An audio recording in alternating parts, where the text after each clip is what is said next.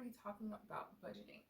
So I know that there's so many different strategies out there, and definitely I'm just going to present two major strategies. One being the every dollar approach, and two being the 70, 20, 10% approach. So every dollar is basically what it sounds like. Every single dollar that you make has a specific category that it goes into, so there's no free floating money. You're pretty much assigning every single dollar to a different category, whether it be utilities, rent, discretionary funds, entertainment, subscriptions, etc. Every dollar has its own spot. The 70, 20, 10% approach is a little bit different and more general because you have three major categories. 70% of your income goes towards expenses, 20% goes towards savings, and 10% towards investment. So each of them have their own pros and cons. Personally, with the pros with the every dollar approach, you're really engaged on how your money's being spent.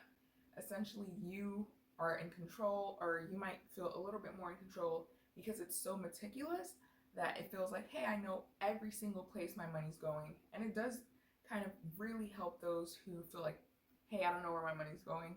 It breaks it down into food, like eating out. Like you can see in a visual representation exactly the breakdown of your money. The 70, 20, 10% approach is a little more general since you're not accounting for every single dollar, but looking at holistic amounts.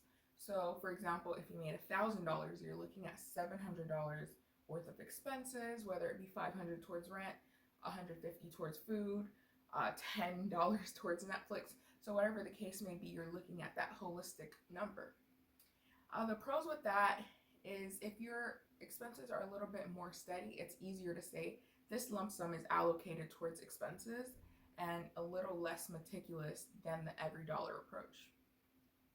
Personally, the cons that I feel like come with the every dollar approach is that it's so meticulous. So that one time you went out and ate for $60, yeah, that shows up and definitely makes you really aware and really accountable of how you're spending your money and where it's going.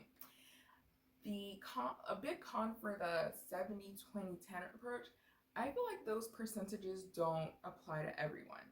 Like, I personally would not spend 70% of what I'm making every single month simply because I don't feel like that's reasonable long term, and I feel like that's the equivalent of living paycheck to paycheck to me.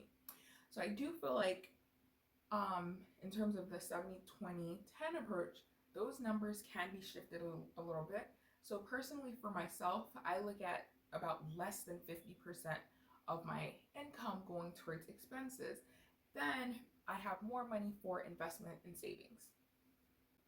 I also feel like the 70, 20, 10% approach kind of helps me reach bigger goals because I can allocate lump sums into each category. While it's not exact numbers, I do work better in totals. So I do understand that eating out for $60 might mean less in groceries overall, or etc. So I do feel like the 70, 20, 10% approach may balance itself out a little bit more in terms of cost and mental capacity to reward in some like goals that you can reach. But definitely no single budgeting strategy works for everyone. So finding what your mix is. So at first I did try the every dollar approach, but for me it was just so hard to see every single dollar all the time.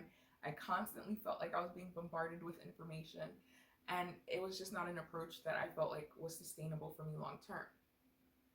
In terms of finding a great budgeting strategy that you can keep long term is the key to success, because your budgeting strategy essentially has to become your lifestyle.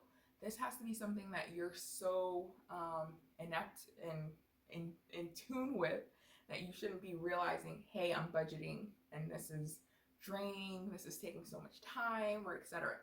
I do understand that the every dollar approach does look different. So some people use the envelope method, and that allows them to physically go out and spend cash money instead of like digital, whether it be credit cards or money taken out your bank account for etc. Psychology of physically seeing cash money being spent does affect spending habits differently. So definitely keeping in mind that if you're having a problem sticking to your budget, that an envelope method through the every dollar approach may be one thing that works really well for you.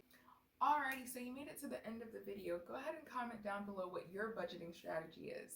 Stay peachy.